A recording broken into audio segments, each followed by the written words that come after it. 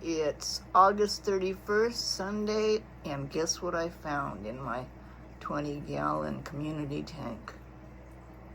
Around 60 to 65 eggs. At first I was just going to leave them there and let nature take its course, but then I figured, well, who knows? I have this 5.5 gallon tank sitting here. I have my Ziss egg tumbler available. Might as well try. So this is day 1 in the hatchery. So about day 4 was when the other batch started to hatch. So who knows, by Thursday or Friday, maybe I'll have little wigglers again. And then I can raise them in this 5.5 gallon for who knows how long. I could do it for a long time because you can put a lot of wigglers in. And have another batch maybe to sell or give to Infinite Aquarium. I'm gonna keep some, of course, but might as well try and see how this tumbler works for the second time.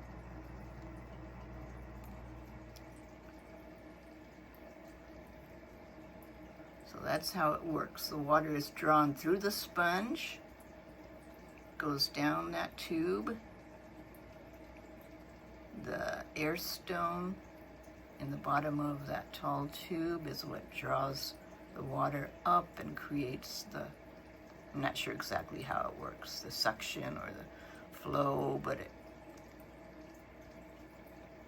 the water goes down through that tube to the bottom of the tumbler and gently tumbles the eggs. No methylene blue. And then when they become wigglers, I'll just transfer them into this tank, which is 5.5 gallon. Meanwhile, this is day, I don't know, 33 or 34. So, coming on 5 weeks old. The oldest ones here. I just fed them live baby brine shrimp.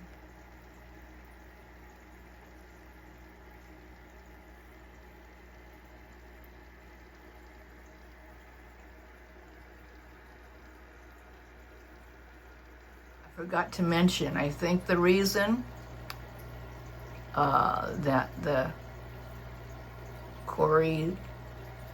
Mama Cory laid more eggs, because it has been quite a while, was number 1, I did a 50% water change yesterday, and I usually do it about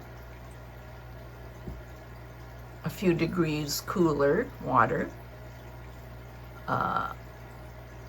And I've been feeding them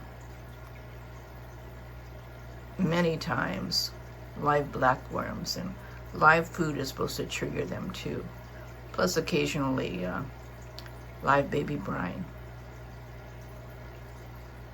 So those two things, the colder temperature water change, and the live food, supposedly are supposed to trigger spawning. So I don't know. Or if she just periodically will lay eggs.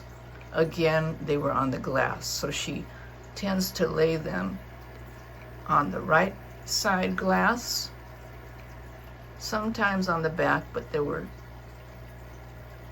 I don't know if I saw any on the back.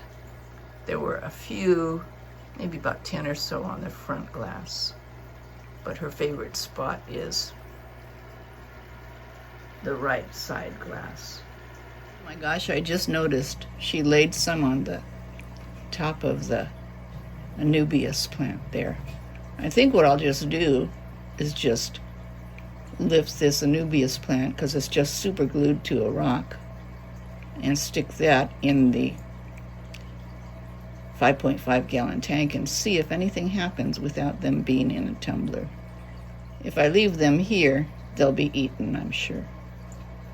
Probably I have 3 or 4 viable eggs, because you see the ones that look kind of crushed? They were probably eaten by either the cories or any other fish.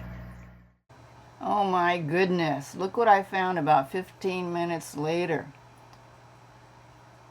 The mama cory had deposited all these eggs on one of the large Anubias plant leaves. I printed it up and counted about 120. Would you believe that?